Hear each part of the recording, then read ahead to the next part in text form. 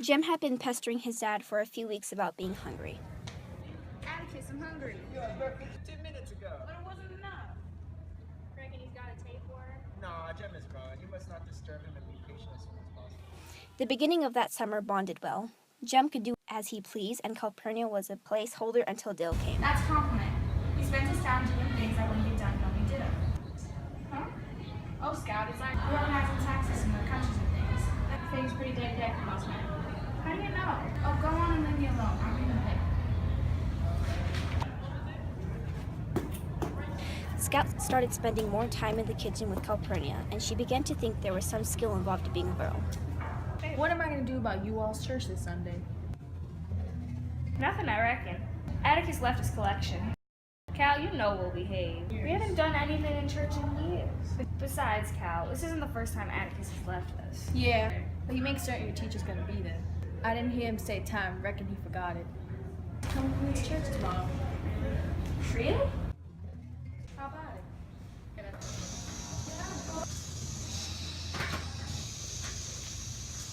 Can't anybody take a bath without the whole family looking? It's like we're going to Mardi Gras. What's all this for, Cal? I don't want anyone saying I don't look after my children. Mr. Jam, you absolutely can't wear that tie. It's green. What's the matter with that? Suit's blue, can't you tell? Jem's colorblind. Now you all quit that. We're gonna go to First Purchase with smiles on your face. The warm, bittersweet smell of Negro welcomed them as they entered the churchyard. When they saw Jem and Scout with Calpurnia, the men stepped back and took off their hats. The women crossed their arms at their waists, weekday gestures of respectful attention.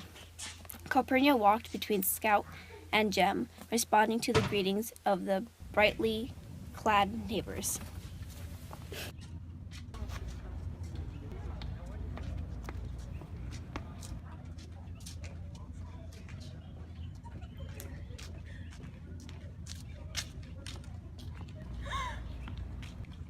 What you up to, Miss Cal? What you want, Lula? I wants to know why you bringing white chillins in that church. They's my company. Yeah, and I reckon you's company at the Finch's house during the week.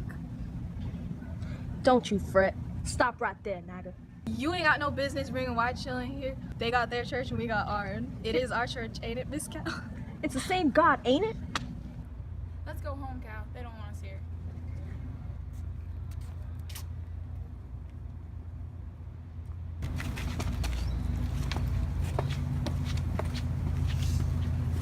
Mr. Jam, we're mighty glad to have you all here. Pay no attention to Lula. She contentious because Reverend Sachs threatened to church her. She's a troublemaker from way back, got haughty ways and fancy ideas. Mr. Jam, we're mighty glad to have you all here.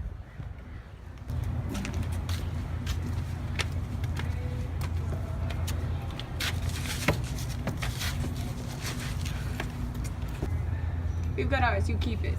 Use my company. Cal, where are the hymn books? We don't have any. Well, Brethren and sisters, we are particularly glad to have company with us this morning. Mr. and Miss Finch, you all know the Father. Before I begin, I will read some announcements.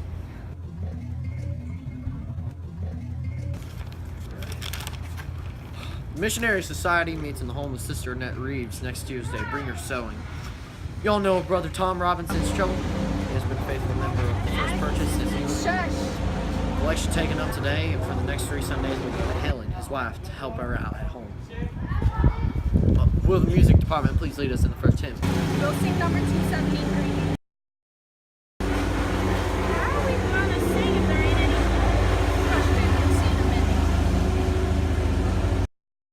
There's a land beyond the river that we call the sweet forever, and we only reach that shore by face to greet. And that far sweet forever, just beyond the shining river. Reverend Sykes then called the Lord to bless the sick and the suffering. He closed his sermon and stood beside the table in front of the pulpit and requested the morning offering. One by one, the congregation came forward and dropped nickels and dimes into the black enamel This is not enough. You must have $10. Y'all know what it's for. Helen can't leave those children to work with Tom in jail. If everyone gives one more time, we'll have it. Alex, shut the door. Nobody leaves until we have the money. Nah, Cal. Put ours in. Give me your dimes, Cal. I haven't seen you up the aisle yet. I want all you and no children to make a sacrifice and give one more dime apiece, and we'll have it. A gust of warm air revived him. Zeeble lined on Jordan's stormy banks, and the church was over.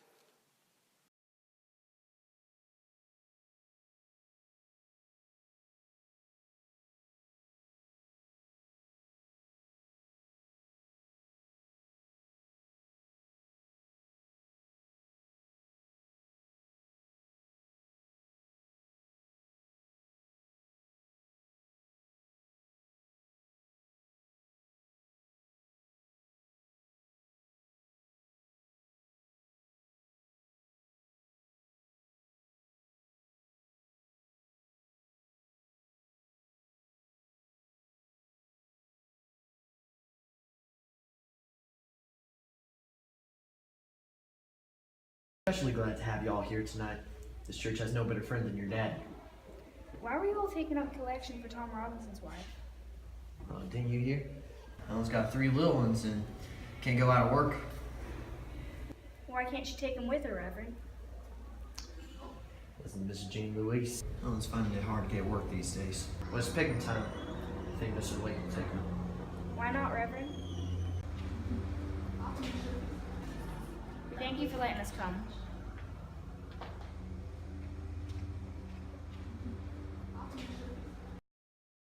Jem echoed Scout, and they made their way homeward. Now, I know Tom Robinson has done something awful, but why don't folks hire help? It's because of what folks say Tom's done. Folks aren't anxious to have anything to do with him. Just what's he done, Cal?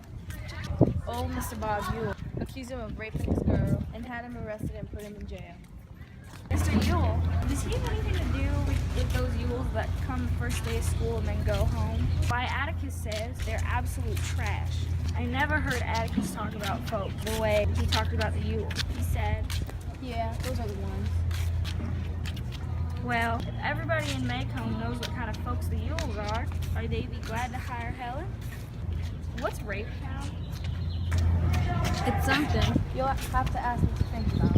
He can explain it better than I can. Y'all hungry? The Reverend took a long time unwinding this morning. He's not usually so tedious. He's just like our preacher. Why do you all sing hymns that way? Lining? Is that what it is? Yeah, it's called lining. They've done it that way as long as I can remember. Wouldn't do any good. They can't read. Can't read? All those folks? That's right. Can't, but about 4 folks can read in first purchase. I'm one of them.